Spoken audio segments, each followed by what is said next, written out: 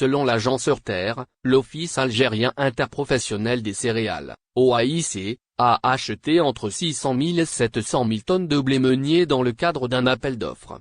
Il s'agit d'une quantité supérieure aux estimations initiales de 500 000 tonnes. Bien que les origines soient diversifiées, le blé français devrait représenter une part importante, ont déclaré jeudi des négociants européens. En cause, la guerre qui se déroule actuellement en Ukraine. En effet, l'opération militaire russe dans ce pays et les sanctions contre Moscou ont causé un blocage des exportations de blé de la mer Noire. Une déconvenue qui a poussé les pays importateurs à chercher des alternatives, selon la même source. Ce resserrement a incité l'OEC à se tourner vers les approvisionnements français, ajoute-t-elle. À travers cette anticipation, l'Algérie veut renforcer ses stocks et limiter l'effet que peut avoir la flambée des prix de céréales sur sa facture d'importation.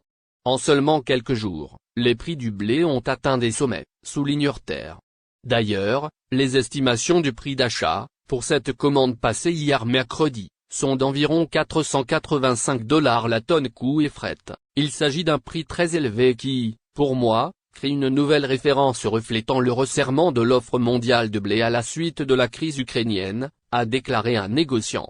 En déplacement dimanche à Soukara, le ministre de l'Agriculture et du Développement rural, Mohamed Abdellafi Deni, a affirmé que l'Algérie dispose d'un stock de céréales suffisant jusqu'à la fin de l'année en cours et ne sera pas affectée par les changements survenus au niveau mondial.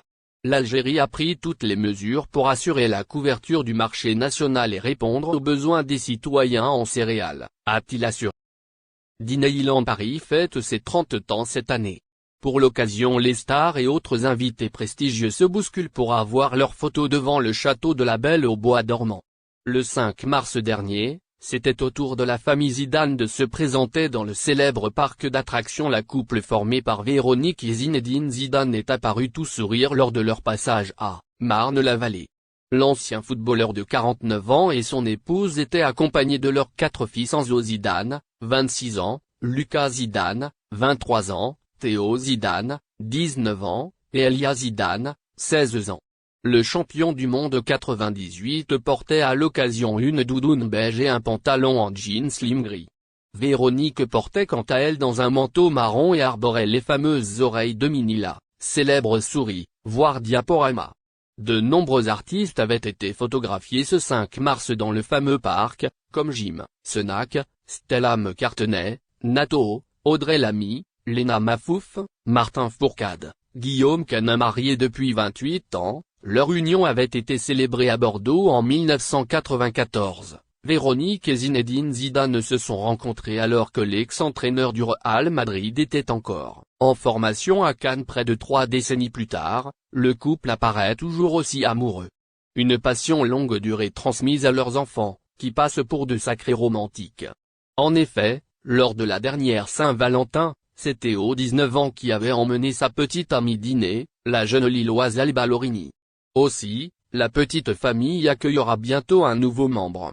En effet, le fils aîné de la famille, Enzo Zidane, a récemment annoncé la grossesse de sa fiancée Karen Goncalves. Elle devrait accoucher au mois de mai.